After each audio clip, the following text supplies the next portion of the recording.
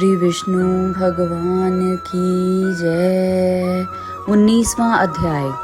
राजा पृथु ने कहा, हे देवऋषि, अब आप यह कहिए कि भगवान विष्णु ने वहां जाकर क्या किया तथा जलंधर की पत्नी का पतिव्रत कैसे भ्रष्ट हुआ। नारद जी बोले, जलंधर के नगर में जाकर भगवान विष्णु ने उसकी पतिव्रता स्त्री वृंदा का पतिव्रत भंग करने का विचार किया। वह उसके नगर में एक उद्यान में जाकर ठहर गए और रात को उनको स्वप्न दिया। वह उनकी माया और अद्भुत कार्य पद्धति थी। और फिर उनकी माया द्वारा जलंधर की पत्नी पतिव्रता वृंदा ने रात में यह स्वप्न देखा कि उसका पति नग्न होकर सिर पर तेल लगाए महिष पर चढ़ा है। वह काले रंग के फूलों की माला पहने हुए है तथा उसके चहुं ओर हिंसक जीव हैं। वह सिर मुंडाए हुए अंधकार में दक्षिण दिशा की ओर जा रहा है। उसने अपने नगर को समुद्र में डूबा हुआ देखा और इस प्रकार के बहुत से भयानक सपने देखे। फिर तत्काल ही वह जाग पड़ी और स्वप्नों के संबंध में विचार करने लगी। इतने में उसने सूर्य को उदय होते हुए देखा तो उसमें उसे एक छिद्र दिखाई दिया तथा वह कांतिहीन था। इसे उसने अभीष्ट जाना। वह भयभीत होकर रोने लगी। वह छज्जे पर गई, अटारी पर चढ़ी, भूमि पर उतरी, मगर उसको कहीं पर भी शांति प्राप्त नहीं हुई। फिर वह अपनी 2 सखियों को साथ लेकर उपवन में गई, परंतु वहां पर भी उसको कल ना पड़ी। फिर वह जंगल में निकल गई, मगर वहां पर भी उसको चैन न आया। वन में उसने सिंह के समान 2 भयंकर राक्षसों को देखा, जिससे वह अत्यंत भयभीत होकर वहां से भागने लगी। उसी क्षण वहां पर अपने शिष्यों सहित एक मौनी तपस्वी आ गया।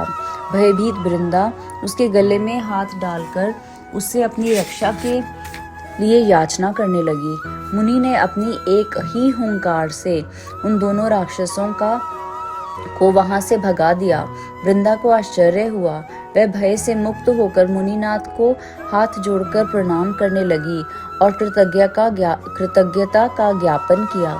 फिर उसने मुनि से अपने युद्धरत पति के संबंध में उसी कुशल क्षेम का प्रश्न किया।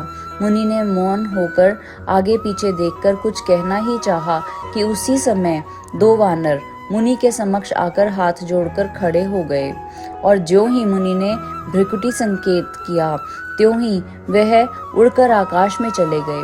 फिर जलंधर का सिर व धड़ लेकर मुनि के पास आ गए।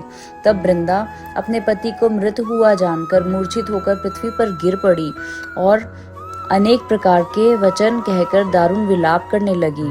पश्चात उसने उस मुनि से कहा, हे कृपानिधे, आप मेरे पति को जीवित कर दीजिए। पतिव्रता परायण दैत्य पत्नी ऐसा कहकर दुख की श्वासों को छोड़ती हुई मुनीश्वर के चरणों में गिर पड़ी।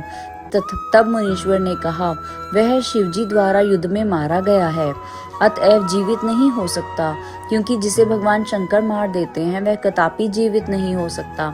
परंतु शरणागत की रक्षा सनातन धर्म है, अतः मैं कृपा कर इसे जिलाए देता हूँ। नारद जी कहते हैं कि वह मुनि साक्षात विष्णु ही थे, जिन्होंने की यह सब माया फैला रखी थी। वह वृंदा के पति को जीवित करके अंतर्ध्यान हो गए।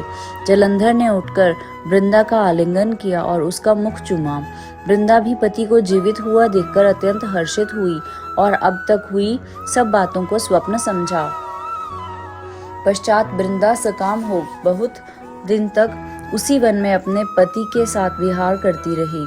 फिर एक दिन उसने सूरत एवं संभोग काल के अंत में भगवान विष्णु को पहचान लिया। अतः उन्हें ताड़ित करती हुई बोली, हे पराई स्त्री से गमन करने वाले विष्णु, तुम्हारे शील को धिक्कार है। मैंने जान लिया है कि वह मायावी तपस्वी तुम ही थे।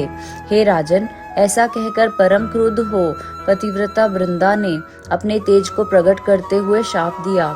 जो तुमने अपनी माया से 2 राक्षस मुझे दिखाए थे, वही दोनों राक्षस किसी समय तुम्हारी भी स्त्री को हरण करेंगे और उसके विरह में दुखी होकर तुम वानरों की सहायता से वन में भ्रमण करोगे। और यह सर्वेश्वर जो इस समय तुम्हारा शिष्य बना है, वह वहां तुम्हारा साथी रहेगा। ऐसा कहकर पतिव्रता वृंदा भगवान विष्णु के लाख मना करने पर भी अग्नि में प्रवेश कर गई। ब्रह्मा आदि देवता आकाश से उसका प्रवेश देखते रहे। वृंदा के शरीर का तेज श्री पार्वती जी के शरीर में चला गया और आकाश से जय जय शब्द होने लगा। पतिव्रत धर्म के प्रभाव से वृंदा ने मुक्ति प्राप्त की। बोलो श्री विष्णु भगवान की जय।